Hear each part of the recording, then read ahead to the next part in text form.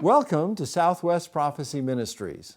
I'm joined again today by Carol Rushton and our good friend Rooty the Pig, who's on a crusade to root out corruption in Washington. Thanks, David. Rooty has been a great help to me this week in finding news items to bring you about how our federal government is wasting our money.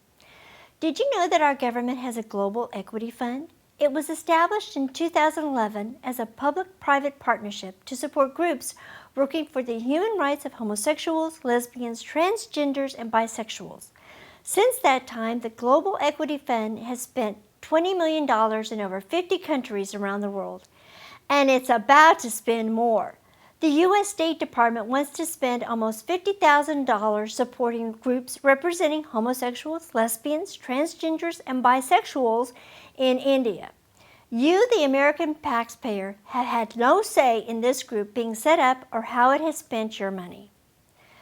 Federal government employees who use government cars in their jobs are usually issued fuel cards for gas. However, some of these employees use these credit cards to gas up their private vehicles, and you are paying for it. According to the Office of the Inspector General at the General Services Administration, fuel fraud among government employees has dramatically increased over the last 13 years. Gas charges to non-government vehicles can range from as low as $900 to as much as $24,000, with almost $300,000 being the most anyone has ever been caught with fuel fraud.